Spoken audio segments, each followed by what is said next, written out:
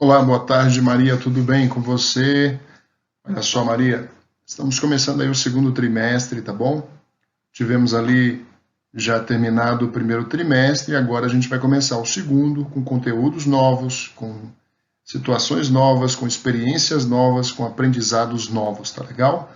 Então hoje, Maria, a gente vai trabalhar o primeiro conteúdo aí do segundo trimestre, tá bom? Você vai receber aí, junto com esse vídeo, uma série de informações detalhando aí como é que a gente vai trabalhar as informações ao longo de todo o segundo trimestre, tá?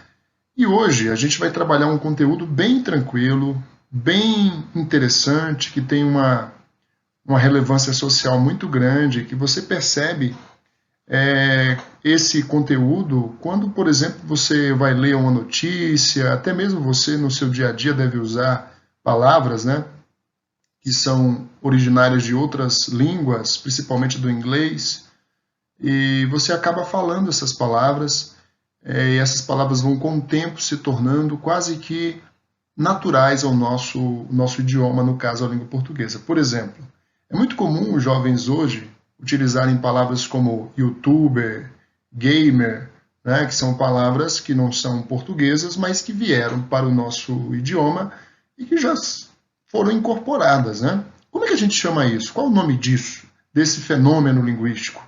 O nome disso, Maria, é estrangeirismo, tá?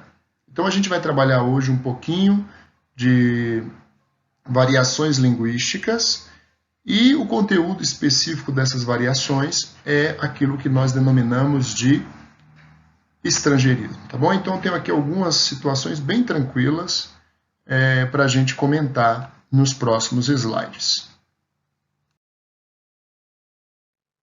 Então está aí, Maria, olha, a primeira situação que a gente vai trabalhar, ela está nessa tirinha, olha só, duas tirinhas, uma da Mafalda e uma outra ali para a gente comentar, que eu quero chamar a atenção, eu vou ler as duas, tá? E depois a gente comenta a primeira, depois a segunda. Primeira tirinha, nós temos ali uma pessoa, uma personagem, ele está atendendo o telefone, você percebe pelo formato dos balões, né, que ele está atendendo, e alguém fala bem assim, por favor, faz entrega. Aí ele responde assim, não, só delivery. Né? Essa é a primeira situação. A segunda situação, nós temos ali a Mafalda. A Mafalda está sentada, ela está com um livro, né, com uma espécie, um livro, mas é um livro didático, ela está fazendo o dever de casa dela, e ela lê o seguinte, Emma vê a mesa da sala de estar. Mamãe, o que é sala de estar? É living. Ah, bom. Afinal, por que eles não escrevem esses livros na língua da gente? Observa. Então, nós temos aí duas críticas sendo feitas, muito próximas nas duas tirinhas, sobre a naturalização de palavras de outros idiomas que são incorporados à nossa língua, no caso, a nossa língua nativa, né, que é a língua portuguesa. Então, quando a gente vai falar de língua, né, cada país, cada cultura, cada sociedade, ela tem um idioma, ela tem uma língua. Né? A língua faz parte da história, ela faz parte de processos culturais, né, desse povo. Então, por exemplo, por que nós falamos a língua portuguesa? Nós falamos a língua portuguesa porque, por volta do início ali do século XVI, ainda no século XIV, né, os portugueses chegaram aqui, né, trouxeram consigo aquilo que eles entendiam que fazia parte da cultura deles, trouxeram a religião, trouxeram costumes e trouxeram também necessariamente a língua que eles falavam. Então a língua falada em Portugal, ela veio para cá também. Então assim, por que os franceses eles falam o francês? Ou porque os americanos, os estadunidenses falam o inglês? Né? Todas essas questões, elas dizem respeito, Maria, à história, à cultura, às situações geográficas, às situações sociais. Então, existem determinadas palavras que estão na nossa língua e que a gente não para pensar de onde que essas palavras vieram, ok? Então, por exemplo, nessa tirinha, Maria, nós temos duas palavrinhas na primeira, a palavra delivery, né, que está muito em voga hoje em dia. Né? Por exemplo, se você passeia pela cidade e passa em frente ali a vários restaurantes, eles estão lá. Self-service e delivery, né? Que são duas palavras que são de origem da língua inglesa, né? Então, delivery, que é a palavra que está escrita ali, ó, significa entrega, né?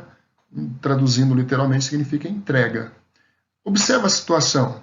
A pessoa que está atendendo, né, o humor dessa tirinha, né, o discurso ali, a questão do discurso, a finalidade discursiva da tirinha, é mostrar que quando a pessoa que está do outro lado da linha, falando, pedindo para a pessoa que está atendendo, ou seja, o comerciante que trabalha ali com o serviço de entrega, quando ele pergunta, faz entrega?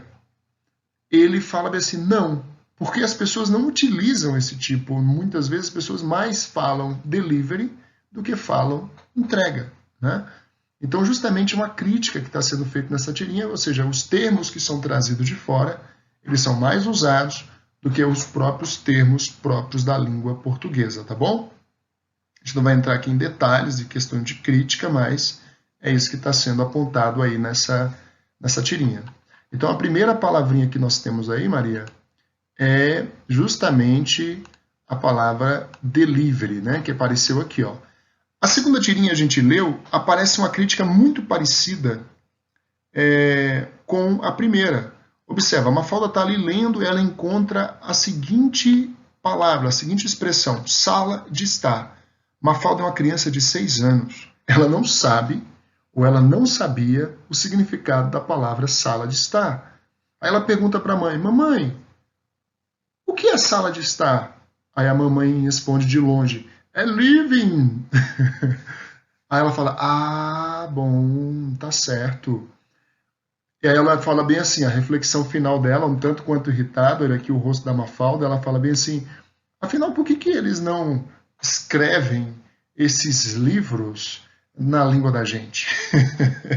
Ou seja, por que eles não utilizam a língua que nós utilizamos, né? Por que eles não empregam a língua que nós diariamente fazemos uso, né? Observe outra crítica também, ou seja, Mafalda estava mais acostumada com a palavra que era de outra língua do que com a própria língua portuguesa, ou seja, Mafalda é uma personagem criada na Argentina, então ali certamente essa tirinha foi escrita primeiramente em espanhol, né? Mas aqui ela está traduzida para o português e a gente pode utilizar a situação para falar que ela falava o português, fala português, mas não sabia o significado de sala de estar. Legal? Agora, Maria, por que eu estou perguntando essas questões, né?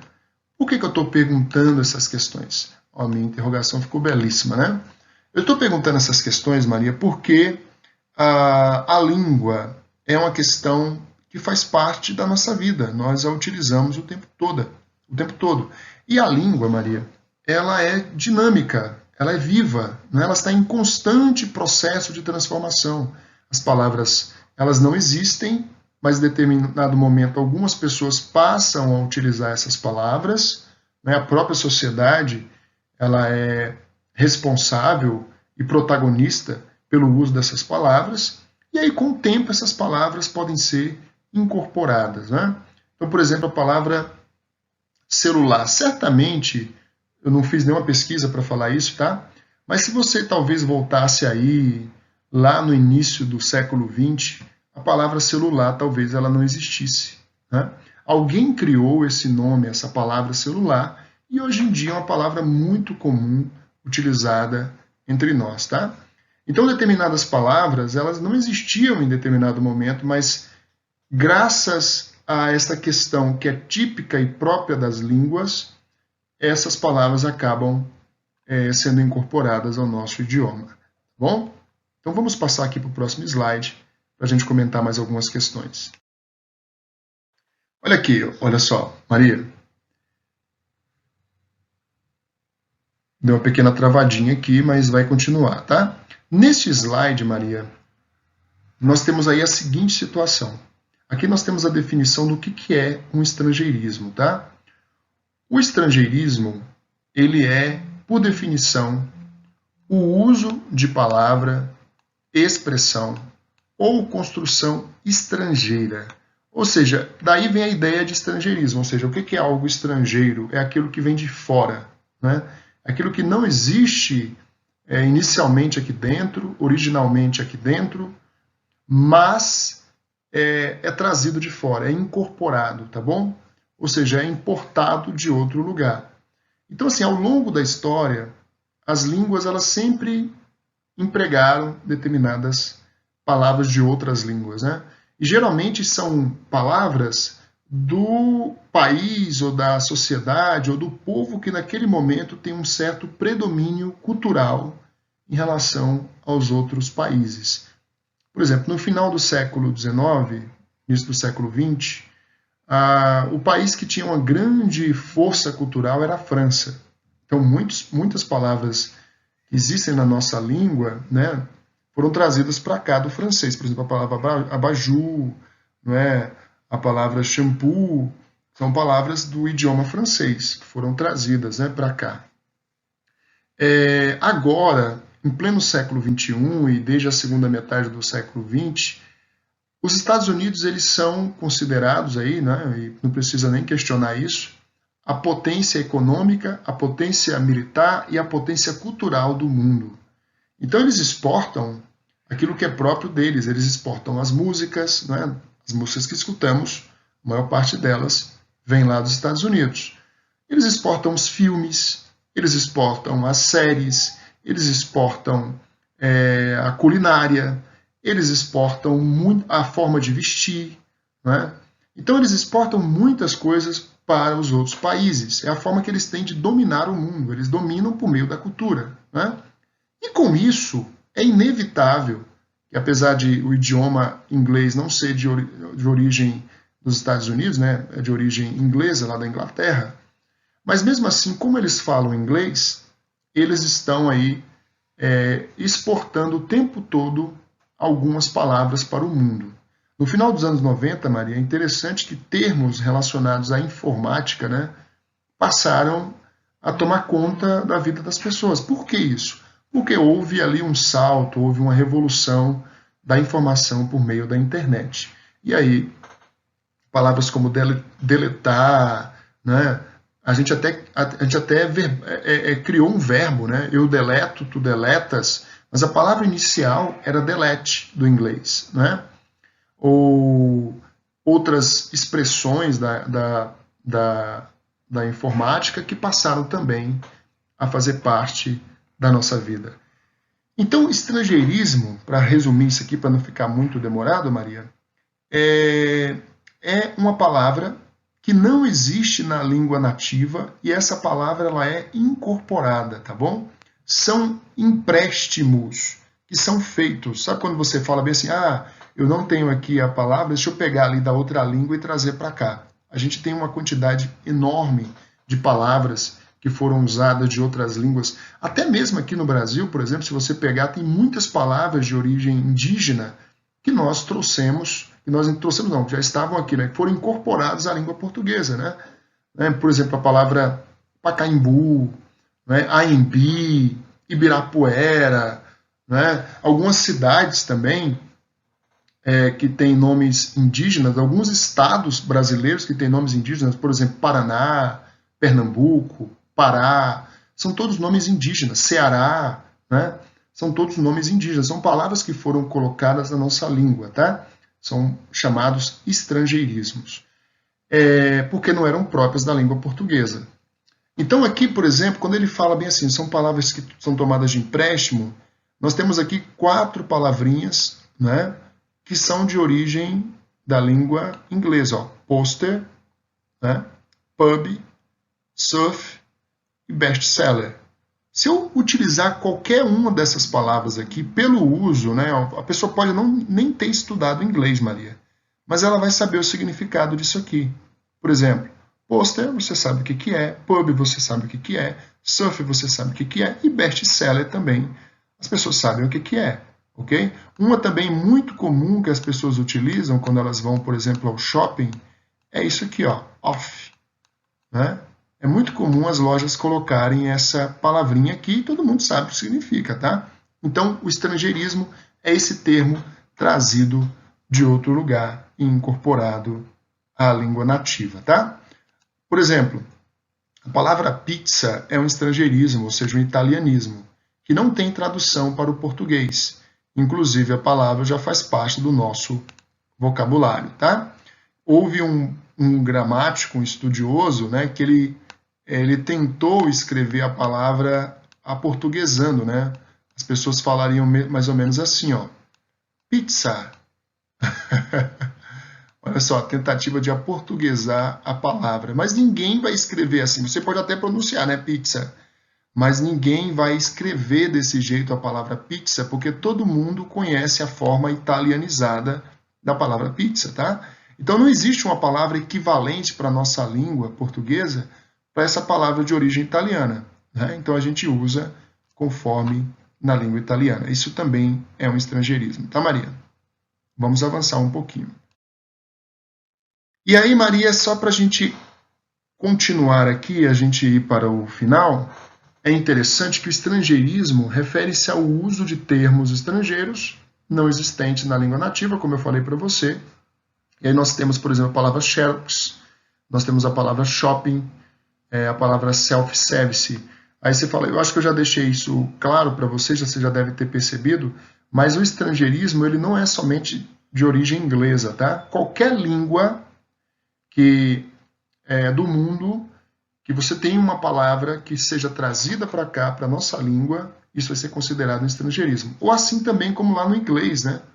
Por exemplo, você tem ali uma palavra que é trazida do francês para o inglês. Aquela palavra que foi incorporada ao idioma inglês de origem francesa vai ser um estrangeirismo, tá? Então aqui no Brasil, por conta da nossa formação, nós temos, da nossa história, né? Nós temos inúmeras palavras. Temos palavra do japonês, por exemplo, kimono, né? Karatê, são palavras do idioma japonês ou do idioma árabe, álcool, é uma palavra de idioma árabe. Nós temos inúmeras, do alemão, né? Inúmeras palavras vindas de outros países, tá? Dos índios, da África, né? Tem tudo a ver com o nosso processo de formação, tá? E aí, aqui diz assim, ó, muitos estrangeirismos já foram aportuguesados, como deletar, eu já tinha comentado isso com você, resetar, né, de reset, que é por conta da questão da informática, estressar, de stress. Pode-se dizer que o estrangeirismo é um fenômeno que sempre aconteceu desde que as línguas surgiram. Hoje, essa influência é ainda mais evidente por conta da globalização, tá, Maria? Então, como você já deve ter estudado isso aí em outras disciplinas, ou história, ou geografia, a globalização é esse processo, né? Eu não vou explicar aqui, mas é esse processo em que o mundo ele se torna pequeno, né? Ou seja, há uma espécie de interação muito rápida entre os diversos países, as diversas sociedades, né? Então você tem a informação circulando de uma maneira muito mais eficiente, muito mais rápida. Então as notícias que aqui são veiculadas no Brasil, imediatamente ao acontecerem aqui, elas também podem ser veiculadas lá na Europa, na Ásia, na América do Norte, né?